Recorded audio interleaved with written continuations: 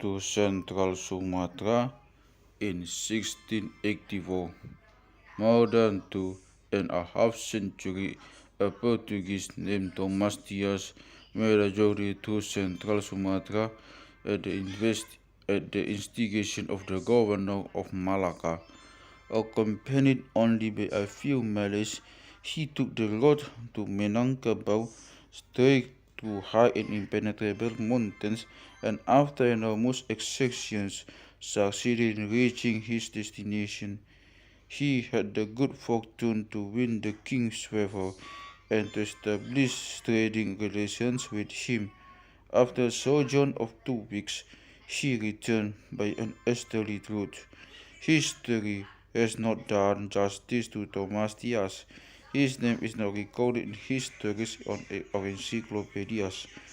He died poor and forgotten, yet he was the greatest explorer of Sumatra, and that is why we wish to devote a few pages to him as a small tribute on his lonely grave.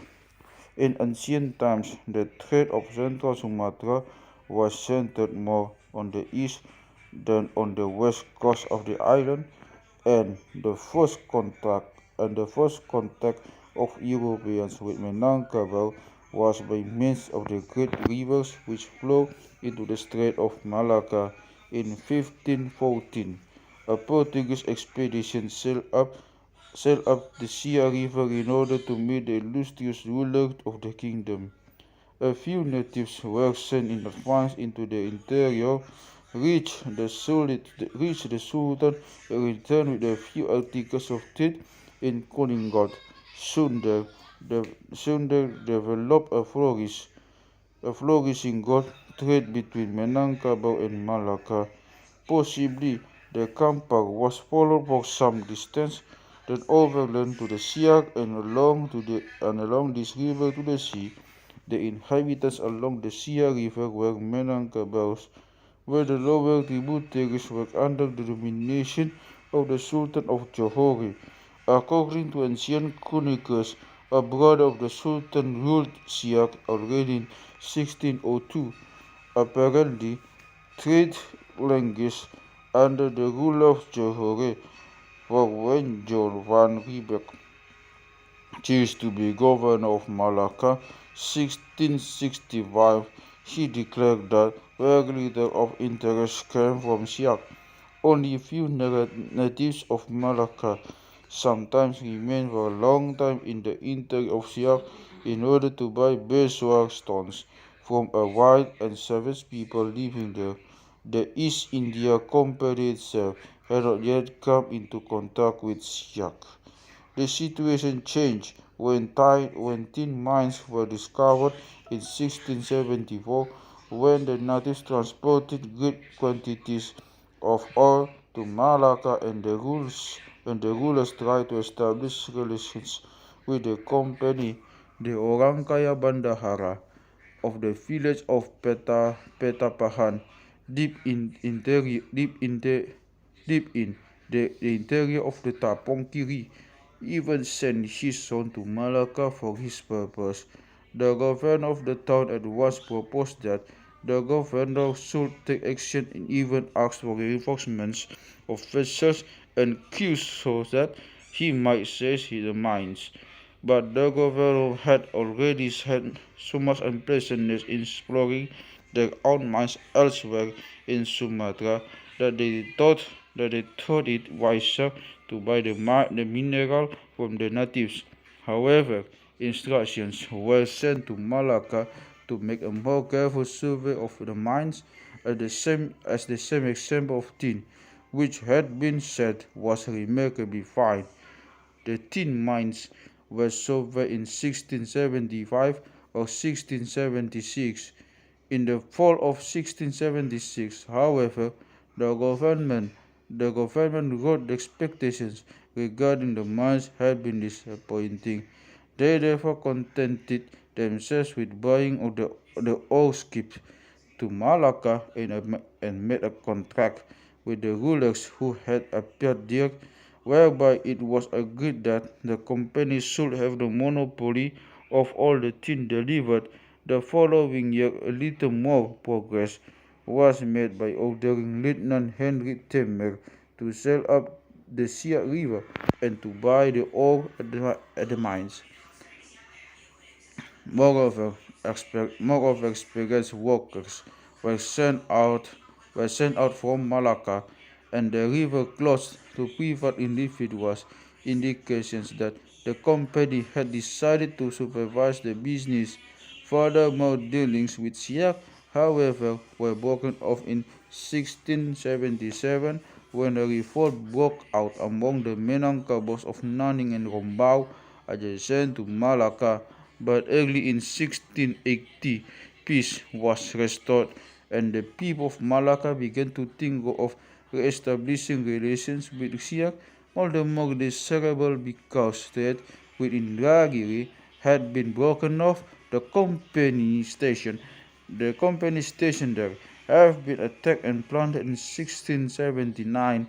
On May 17, 1683, Governor Congress van Qualberg sent a ship up to the Sierra River to deal with the Minangkabos at its source.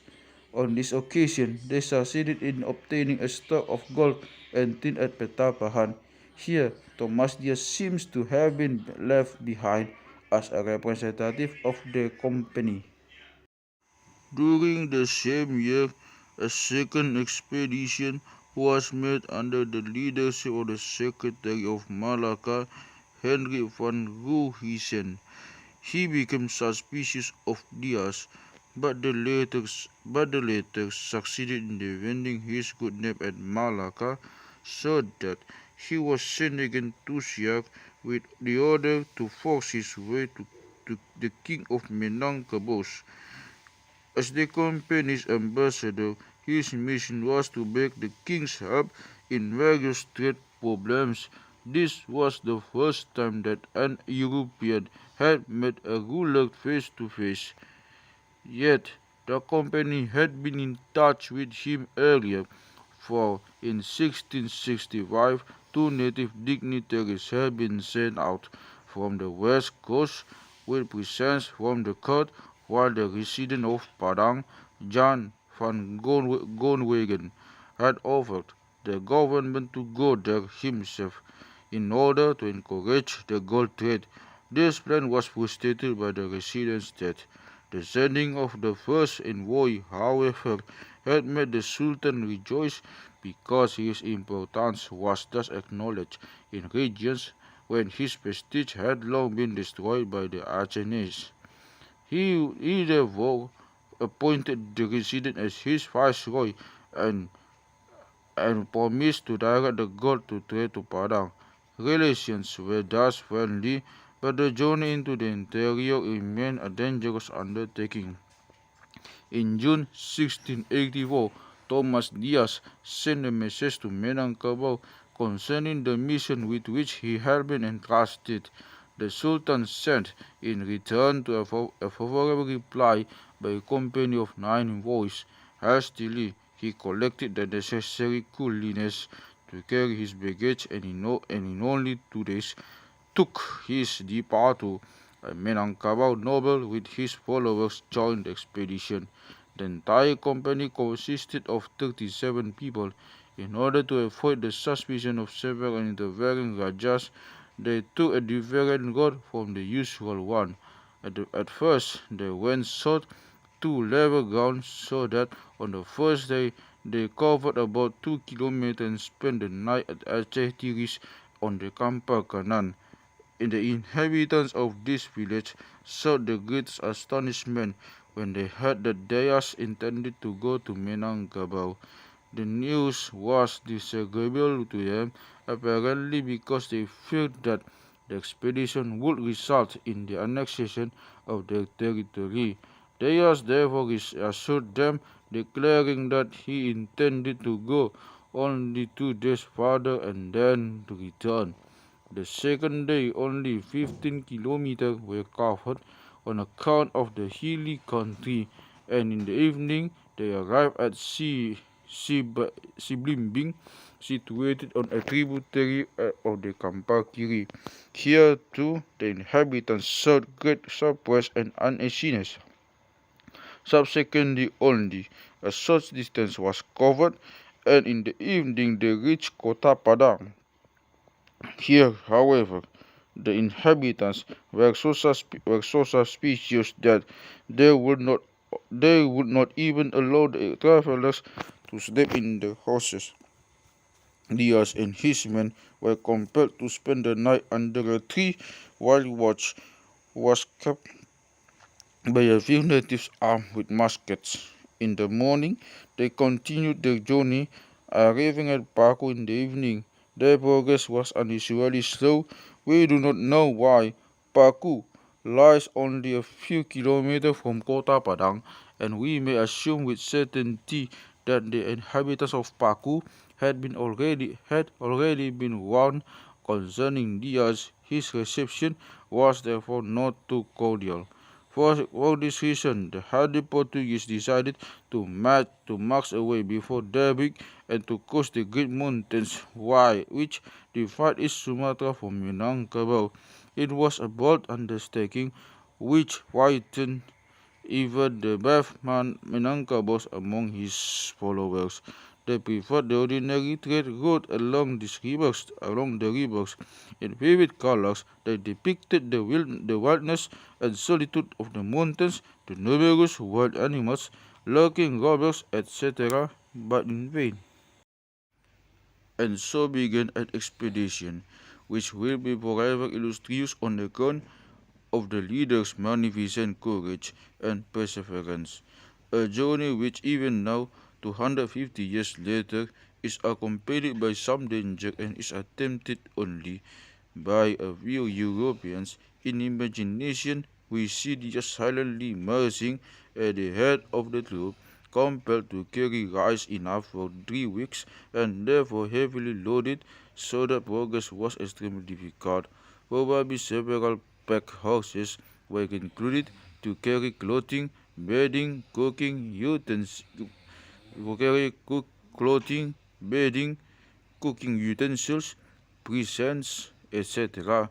It was in the dry monsoon, and the sun shone with all its power on the travellers. The heat of Sumatra was like a drawn sword which struck them speechless. In the merciless glare, all the colours of the jungle were faded. Towards evening, they usually pitched camp in some forest clearing. Firewood was collected at some of the flames, and soon the flames of many fires were seen flickering against the dark sky. The natives cooked their supper, ate some ubi, sweet potatoes, and talked for a while. But the day had been exhausting. Conversation soon ceased, and each went quietly to sleep on his mat. The fire burned lower and lower, and then was extinguished. The night was filled with chirping of crickets, and above the vast mountains the star appeared aloof and sparkling. At such times Diaz must have felt unspeakably lonely. But nothing of this appears in the sober, business-like letter which he wrote concerning the journey, and which, by some miracle, has been preserved for posterity. Only those who know by their own experience the beauty and terror of the jungle can sense how much is omitted in this letter, and how great must have been the power and the self-confidence of this remarkable Portuguese. If he had died in this green hell, his name would never have been known.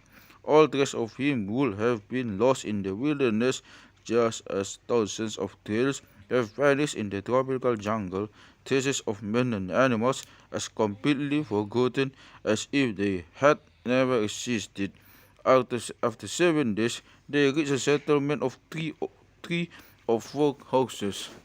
Here, here they rested for a whole day. Apparently, the march had tired them extremely. Several of the natives must have wounded their feet. Probably on this day the horses were washed and the harness repaired. Next day, they left early in order to avoid the great heat. In 10 days, they arrived at Minangkabau and rested at Ngongong for miles for Buo, where the Sultan lived. A delegation of 9 men were sent to the palace to tell the ruler of Dia's arrival and to beg for an audience. At once, the king sent a certain Raja Melayu at the head of 500 men carrying yellow banners to say that he was very pleased at the coming of Diaz and asking him to proceed immediately to Buo.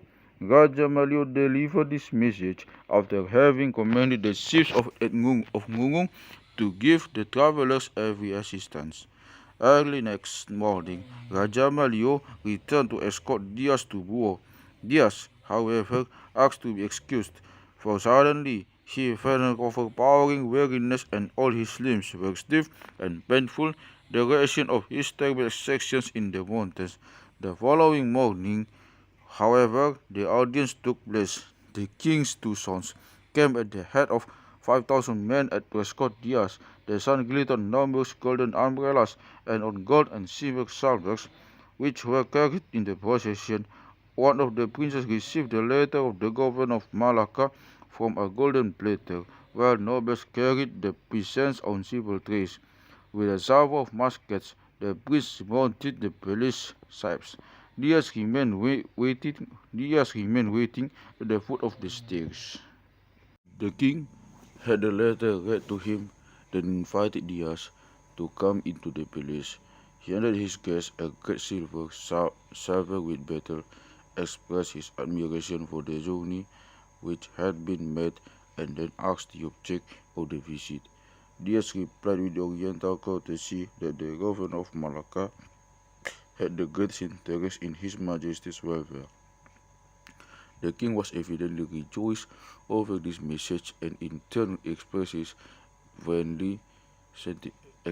friendly sentiments for the governor. He had a house prepared for Diaz and gave orders that he should be supplied with anything he might need. After 2 or 3 days, Diaz again asked to speak there to the king, addressing himself to several of the nobles. To his great surprise, they declared that this was impossible and that he must regard it as an unusual favor to have to spoken to the king ever once. Apparently, they were suspicious and wanted to keep the Portuguese away from the king. There was no time to be lost. Suddenly, Diaz remembered that the mother of Raja Malio was lady in waiting to the queen. At once he requested her to make his message to the queen. She sent him betel and arak on a silver salver covered with a golden cloth, and told him that in 3 ways he would be summoned by the king. The promise was kept, for in 3 days Raja Malio came with 12 followers with banners to escort him to the palace. The first gate was guarded by 100 men armed with muskets, and the second gate stood 4 men, and the third only 2. Within sat the king, surrounded by his hajis. When he heard how the ambassador had been treated by the nobles, he was very angry. He praised the courage of Diaz and said he would record the remarkable expedition in his journal, as he was the first Christian who had ever appeared in Minangkabau. Then he dismissed the nobles, with the exception of Raja Malio, his secretary, and the 3 hajis, after which he descended from the throne, sat down on a bench near Diaz and asked what he wanted. As a special favor, he granted him the title of Orang Kaya, Saudagar Raja, di dalam astana.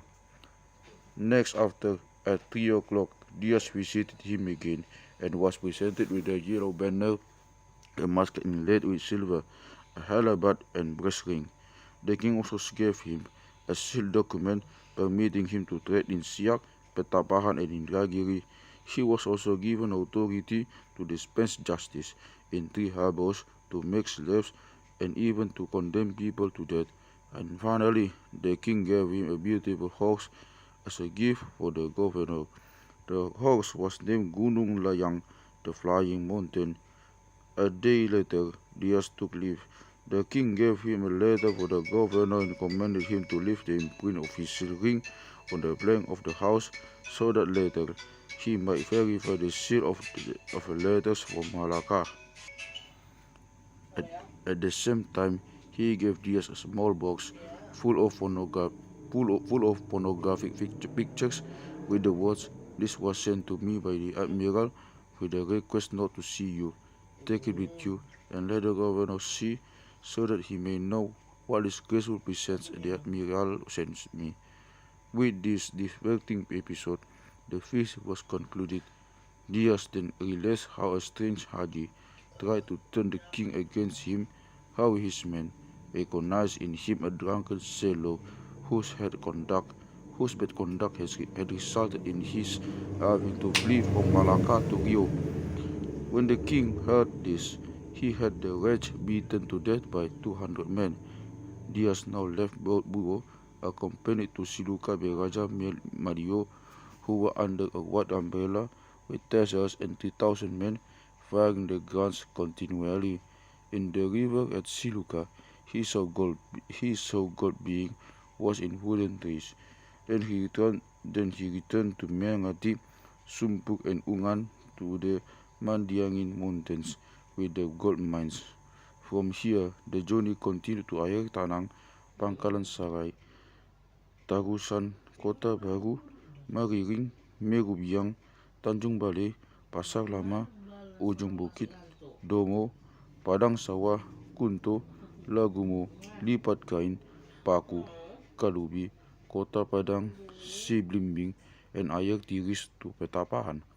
So ended the boldest expedition ever made by an European in Sumatra. The amazing journey of Holloway and Miller to Padang Lawas in 1772, and that of Raffles in 1818 to Minangkabau fade into significance compared with that of Thomas Diaz in 1891.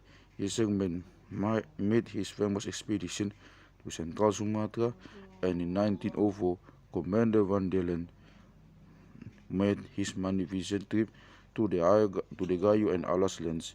Both these men, however, had the white man's equipment, generous supplies, excellent weapons, etc., but none of them had the sense of adventure, the brilliant courage, the diplomatic tact, and the amazing adaptability of the little Portuguese who roamed alone and fearless for 3 months in a region where no white man had ever set foot.